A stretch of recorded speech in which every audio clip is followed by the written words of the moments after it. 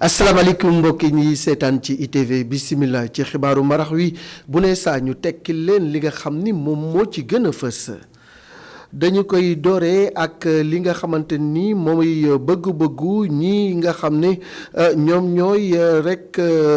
waa Afrique Sénégal ak i tamit ñi nga xamante ni dañoo bëgg ñu daal di gën a dooleel lii di waxtaan wi jëmale ko ci wàllu pétrole bi jëmale ko yi tamit ci wàllu gaz bi feeñ ci réew mi ñu gën ko waxtaane ca Assemblée nationale waaye tamit tëral ay charte yu leer yu nga xamante ni dinañu gën a aar géej gi ak gàncax gi ak ñi nga xam ne ñoo cay napp ndaxte fi mu toll nii mbirum pétrole bi nekk na enjeu bu mag a mag. juróom-benn fukki million ci suñuy koppar ngir tàggat junni ak juróom-benni téeméeri boulanger ci biir réew mi loolu yi nag mooy bëgg-bëggu rek ñi nga xam ni ñoom ñoo faroo ca ministère bi ñu dénk wàllu emploi ak formation professionnelle loolu yi nag la nga xam ni moom lañ ci jublu mooy fexe ba am mburu mu am qualité waaye tamit waaye am lu jëm ci wàllu hygiène maanaam set ak setal loolu yi nag dinañ ko amal te ministre bi moom moo nekkoon tey ji foofee di bërëb ba nga xam ni fa la ñu doon waxtaane lu ñu mel la ca bitim ki nga xam ne moo di Aliou Cissé siiwal na 20 gaynde ak juróom yi nga xam ne ñoom ñoo nar a daal di bokk ci jongante bi ñu nar a am suñu diggante ak Guinée Bissau ñett nag bees nañ ca muy Ariel Mendy Franck Kanouté ak Pape Cheikh Diop. bisimilah ni ñu leen ko waxee woon rek ci tënku ci njalbeen gi ñi nga xamante ni ñoo di Libre Afrique Sénégal ak réseau bi nga xamante ni tamit ñoom ñooy saytu lu jëm ci yorin bu rafet ak lépp lu jëm ci wàllu ressources yi bàyyeekoo ci suuf si ñoom nag li nga xam ne moom la ñu bëgg moo di fële ca pencum ndawu réew ma ñu gën di fa waxtaane lu jëm ci pétrole bi ak gaz bi feeñ ci réew mi waaye tamit ñu tëral ay charte ak ay yoon yu nga xamante ni dinañu fexe ba aar ñi yëngu ci wàllu napp gi ci géej gi ba li nga xamante ni moo di mbirum pétrole be gaz bi du faagaagal napp gi Pape Ibrahima Ndiaye. aar li nga xam ne mooy géej gi ci jafe-jafe yu nar a tukkee ci exploitation pétrole ak gaz fii ci suñu réew waxtaan ak askan wi ngeen ñu xam ni mel waa tamit fexe ba député yi daal ci soob bu baax li ni mel mooy taxawaayu kuréel bi di Libre Afrique Sénégal bu ñu sukkandikoo ci président bi nag Maguette Sow jàpp nañu ne napp gi fii ci suñu réew dañ ko war a aar bu baax ndax secteur clé ci wàllum développement la ngir ñu moytu lu ñu dutee malédiction or noir. ci wàllu napp bi ak wàllu exploitation pétrole ak gaz bi ñu war a def donc si ngeen temps yi coow yu bëri na lool ci wàllu kii bi donc ñoom rek instant bi nii ñoo mën porter recommandation yooyu parce que ñoom ñooy représentant du peuple fu ñu mën àgg ñun mun ñu fa àgg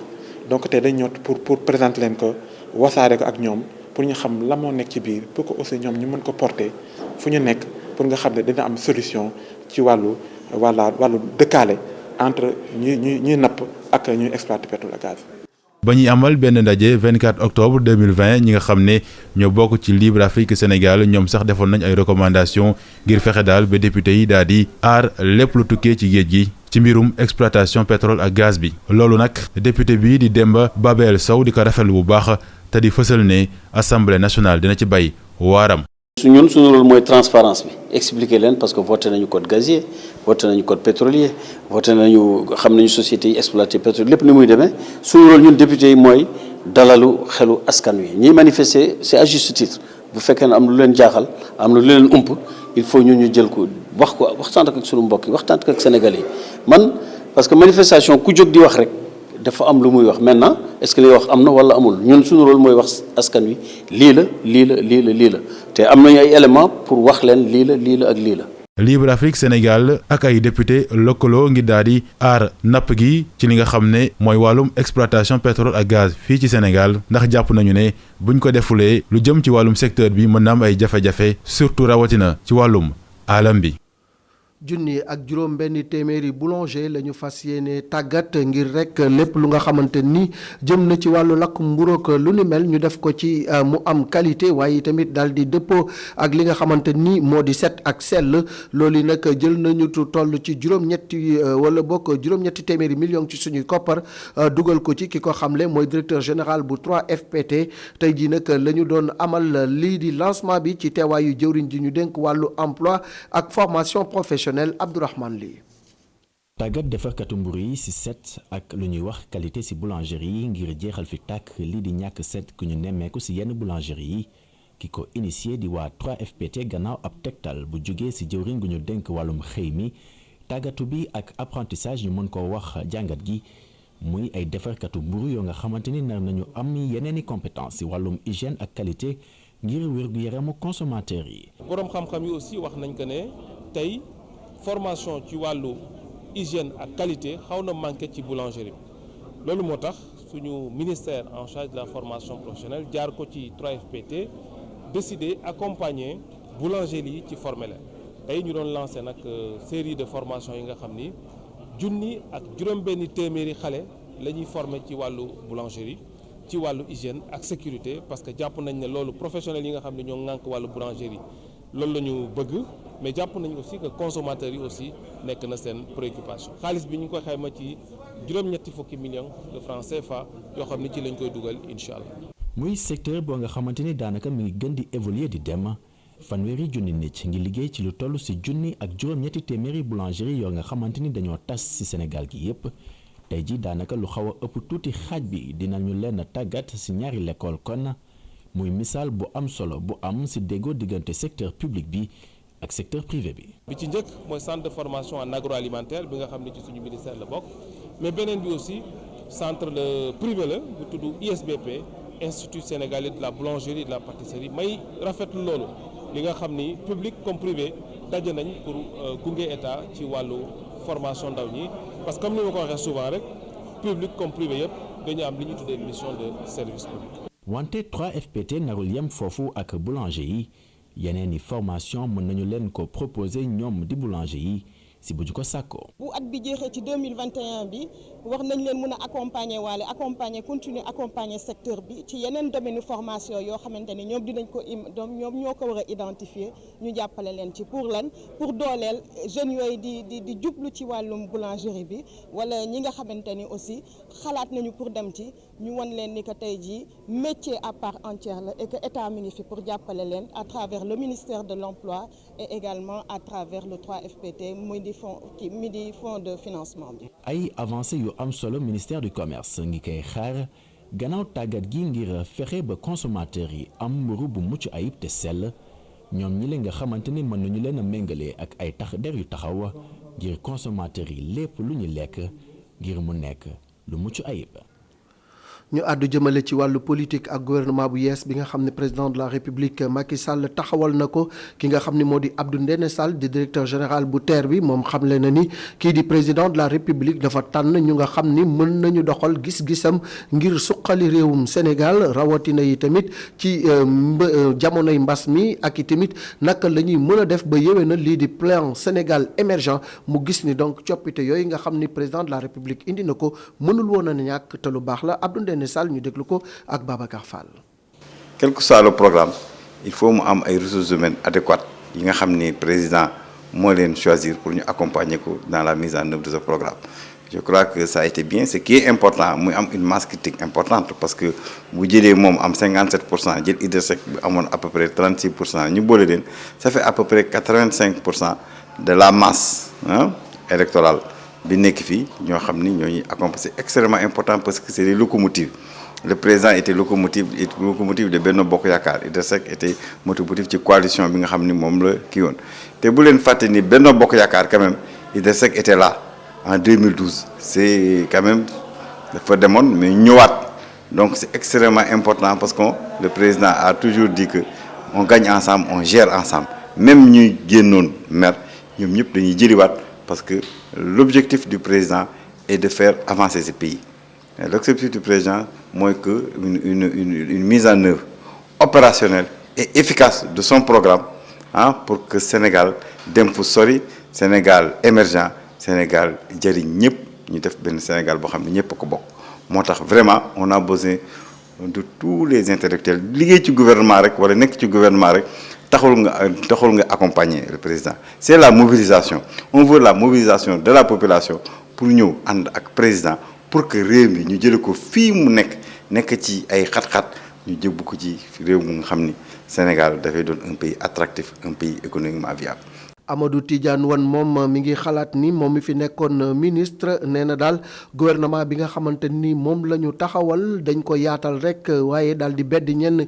ci ku jëkk politique bi moom jàpp na ni gouvernement la bu nga xamante ni ab déggoo la ci diggante président ak ñenn ñi nga xamante ni ñoom ñoo nekk ci langue politique bi Amadou Tidiane Wane ñu déglu ko ak Babacar Fall. li ma ci jëkk jàngat ndax lu ma bett la nu mu bettee sénégalais yu bëri ndax remaniement bi naam ñu ngi ko doon xaar ndax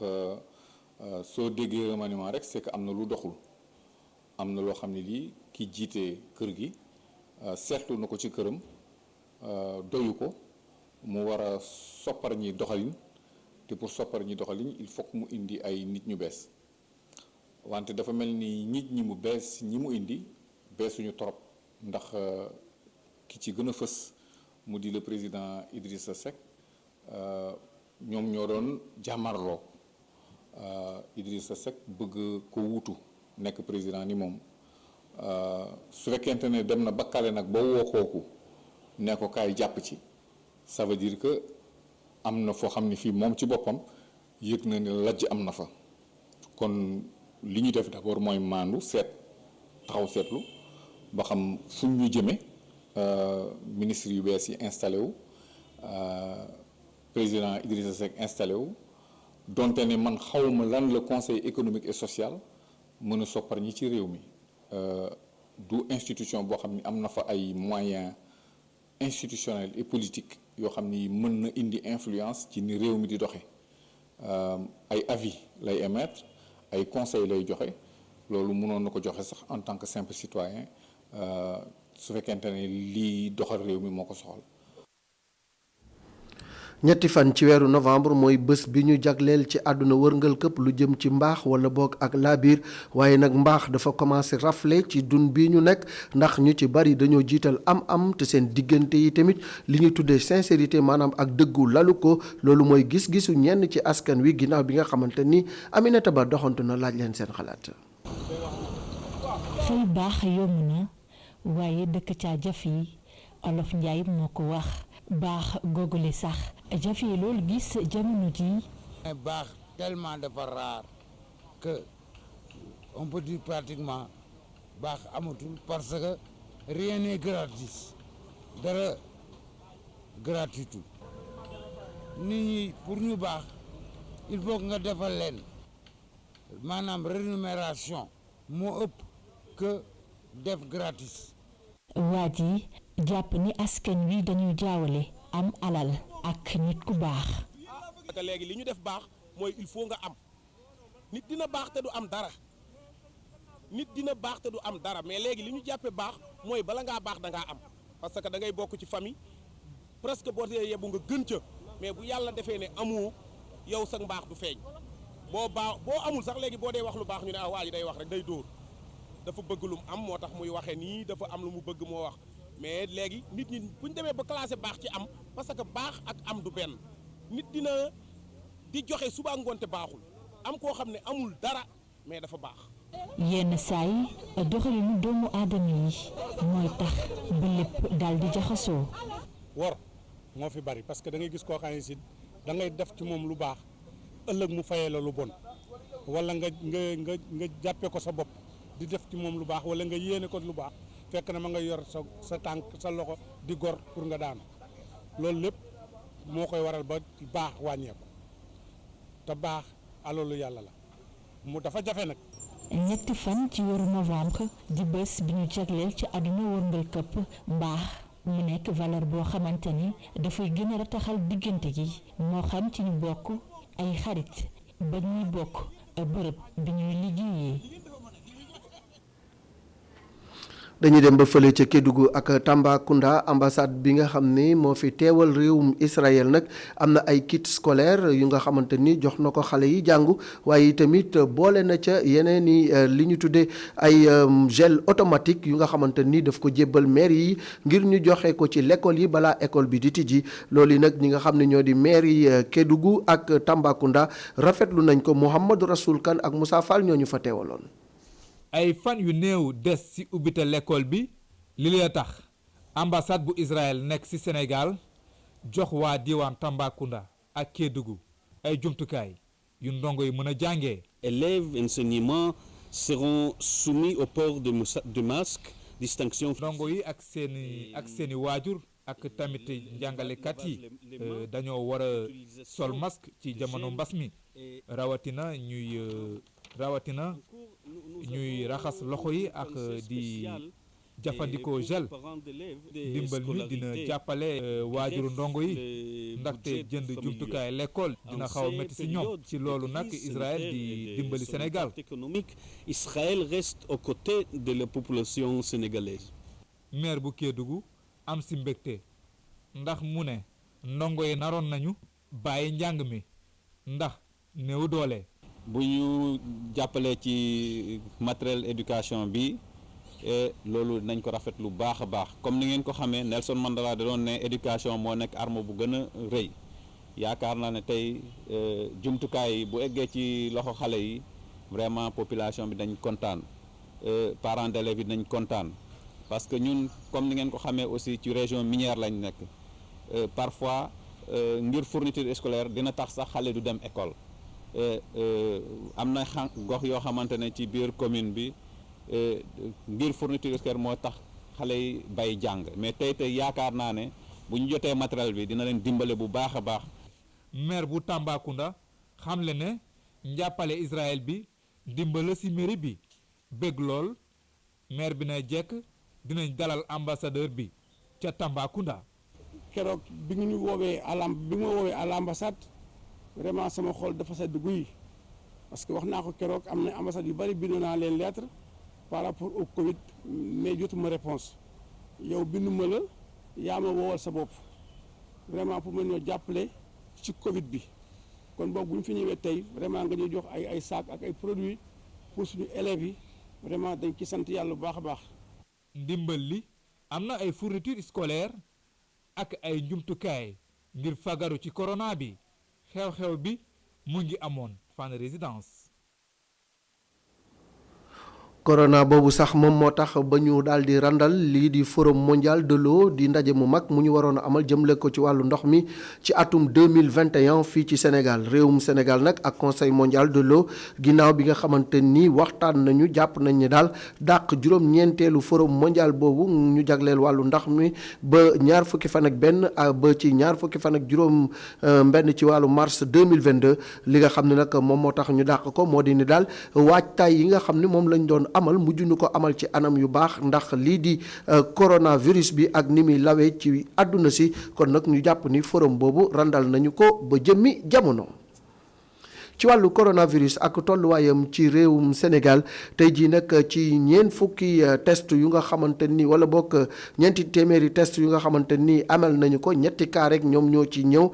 daal di amee doomu jàngoro bi te ñooñu ko amee sax ay cas communautaire lañu maanaam ñett ñu nga xamante ni kenn xamul ku leen ko wàll lu mat juróom-ñeent fukki nit wér nañu ba ñibbi seen i kër juróomi cas grave daal ñoom ñàkk ca Sowétas lañ ci ràññee am na benn nit bu ci ñàkk bakkanam limu ñi ci ñàkk seen bakkan ci ñetti téeméer ak ñaar fukk ak juróom-benn tey jii nag ci lali hôpital yi la fa des mi ngi toll ci junni ak juróom-benn téeméer ak ñeenti nit yu nga xam ni ñi ngi leen di faj.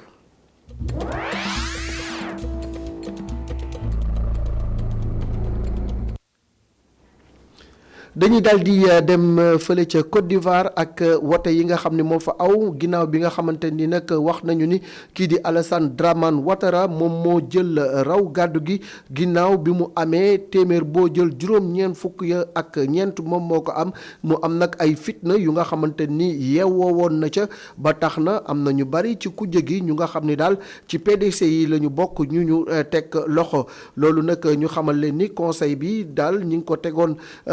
ñi ngi ko taxawaloon ngir ci diirub fanweeri weer waaye nag objectif am maanaam bëgg-bëggam moo dal ñu taxawal gouvernement bu yaatu bu nga xamante ni parti politique yi ëpp doole dinañ ca nekk ak société civile gi waaye nag ñu daal di amalaat yeneen i wote yu nga xamante ni dañu koy boole muy élection tànn président ak tànn ñiy teewal askan wi ca pencum ndawu réew ma ñi nga xamante ni nag ñoom ñoo di rek membre PCC yi yooyu gis nañu seeni kër ñu jaxase ko daal di leen jàpp ñi ngi doon wax sax ni police jàppoon na Henri Konan Bédié waaye loolee dara amu ca li wér te wóor moo di ñenn ci farandoy Henri Konan Bédié teg nañu leen loxo ñu ràññee ca kenn ci waa PDC yi muy Kaku Guiaoué ak itamit ñeneen ci ay njiit gouvernement bu Côte d'Ivoire nag moom daal di nay rek jébbal bataaxal procureur de la République bi nekk ca tribunal bu grande instance bu Abidjan ngir que ñooñu nga xam ne jàpp nañ leen ñu daal di leen teg ci yoon ndaxte ñoom li nga xam ne moom lañ leen di tuumaal daal nee nañu dañoo daal di kompaloo ngir jéem a rek nësaxal nguur gi waaye tamit taxawal fa beneen comité.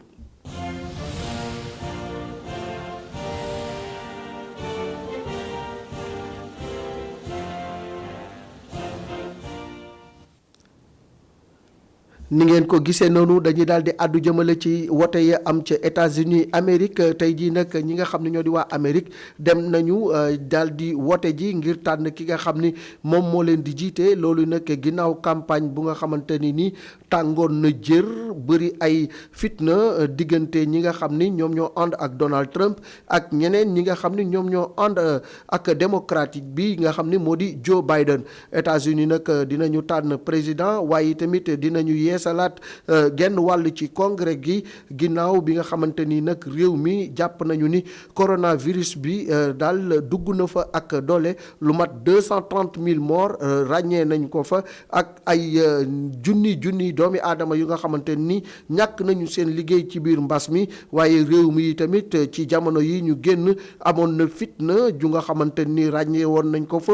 jëm ci bedd konte ci aw xeet rawatina nit ñu ñuul ñi nga xam ni daal manifestants yu bari daan na ca am jëmale ci li nga xam ni moom la ñu tuddee mouvement bi di Black Lives Matter tey jii nag rek dinañ leen toppal élection yooyu nga xam ni moom mooy am ca États-Unis dinañu am yi tamit fii ci ITV ak iRadio ci lëkkaloo ak Assane Gueye ñu daal di def soirée électorale ba nga xamante ni dara du leen ump ci wote yooyu di am ca réewum États-Unis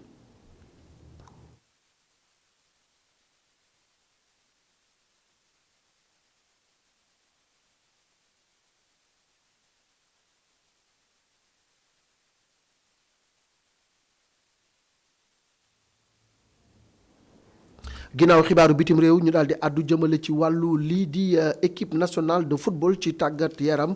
ci jongante bi ñu war a amal suñu diggante ak ñii di Guinée Bissau Aliou Cissé nag siiwal na listub 20 gaynde ak juróom ràññee nañ ca ñett ñu bees muy Ariel Mendy Franck Kanouté ak Pape Cheikh Diop liste bi nag nii la tëddee ci wàllu gardien de but Edouard Mendy Alfred Gomis ak Bingourou Kamara ci wàllu ñi nga xam ni ay défenseur la ñu ràññee nañ ca Moussa Wagué Kalidou Koulibaly Salif Sané Pape Abdou Cissé Saliou Ciss ak Ariel Mendy ci digg bi Pape Cheikh Diop Franck Kanouté Pape Alioune Ndiaye ak Cheikhou Kouyaté ci attaquant yi ràññee nañ ca Abibou Diallo Opanguet Famara Diédhiou Keita Baldé ak Sadio Mané ak Boulaye Dia ñu daal di déglu sélectionneur bi Aliou Cissé ginnaaw bi mu siiwalee listu ñooñu nga xam ni convoqué na leen. équipe bi réalité bu mois d'octobre bi ak réalité mois de novembre bi bokkuñu. mais bu ñu xoolee ba xool mën naa wax ni que liste bi continuité la par rapport ak li ñu nekk di def depuis pratiquement quelques années donc xale yi ñëw renforcer équipe bi muy Elimane Franck Kanouté xale boo xam ne la Belgique la nekk yàgg na nag buñ ko nekkee di topp di xool ay matcham pour mën ko indi équipe nationale foog naa tey waxtu bi jot na par rapport ak lu muy def ak équipe bi fële ci Belgique Moustapha Nam moom mën naa wax ni que doom ñëpp xam nañ ko fii parce que daaw gagné na fi woon UFOA bi ak groupe bi nga xam ne sëñ Saliou Dia moom la yore woon mu nekk xale boo xam ne Pau la nekkoon bu mu demee bitim réew jógee Pau dem Paris FC tey bu ñu xoolee seen début de saison bi nga xam ne début de saison bu baax la ñoom ñoo jël paie ci championnat Ligue 2 bi te foog naa ni que xale bi nekk foofu di Moustapha Nam am na lu mu ci contribuer loolu moo taxoon ma ne ñu woo ko xool vraiment nan